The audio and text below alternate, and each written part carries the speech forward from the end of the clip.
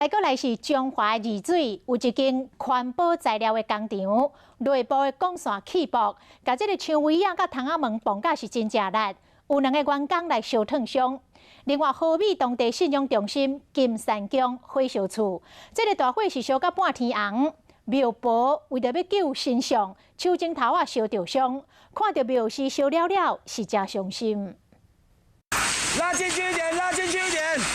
那10片大的宫庙拢陷入火海，火势非常大，消防队赶紧钻水灌救。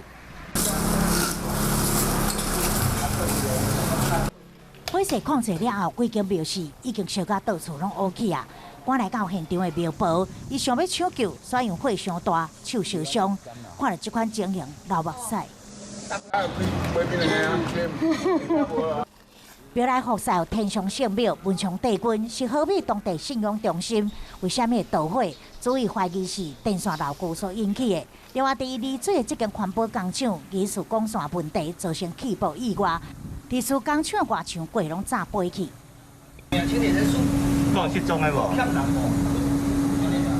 消防队伫现场拍火时阵，2名员工被爆炸崩掉，造成伊双手甲面耳啊二处受伤，好在再无生命危险。目前锁定拄着的钢线，调查是毋是有人为的疏失，致使爆炸。